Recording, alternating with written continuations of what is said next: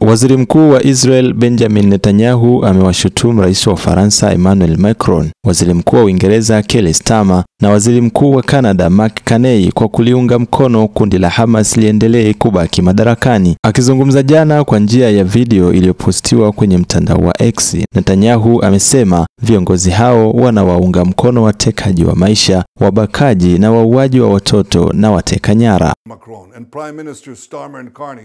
Hutoshangaa kuona Hamas ikimshukuru Rais Macron na mawaziri wakuu Starmer na Carney kwa kutaka Israel iache vita vyake huko Gaza mara moja. Kutokana na hilo, Hamas walikuwa sahihi kuwashukuru kwa sababu ya kutoa matamko yao ambayo yamejaa vikwazo dhidi ya Israel na sio Hamas. Viongozi hawa watatu walisema wanataka Hamas ibaki madarakani, wanataka Israel isimame na kukubali kuwa jeshi la Hamas la wauaji wa halaiki litanusurika na kujengeka upya na kurudia tena mauaji yaliyotokea Oktoba 7 tena na tena, kwa sababu wao ndivyo wameapa kufanya. Aidha, amewataka viongozi hao kutazama upande waliopo, kwani wapo upande mbaya katika haki za kibinadamu na historia ya vizazi vijavyo. Ninasema na Rais Macron, Waziri Mkuu Carney na Waziri Mkuu Starmer, wakati wauaji wengi, wabakaji, wauaji wa watoto na watekaji nyara wako upande mbaya wa haki, wako upande mbaya wa ubinadamu na hata katika historia.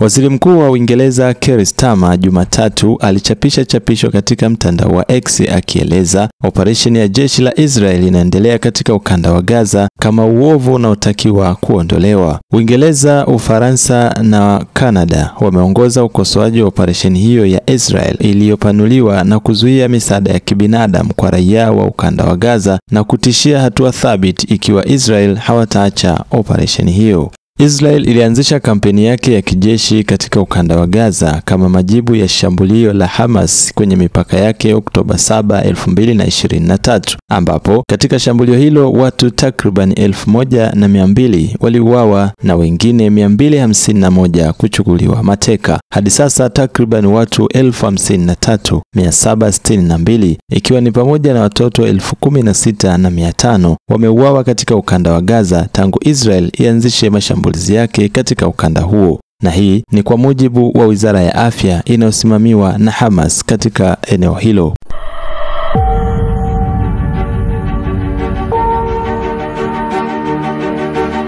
B-Shine TV,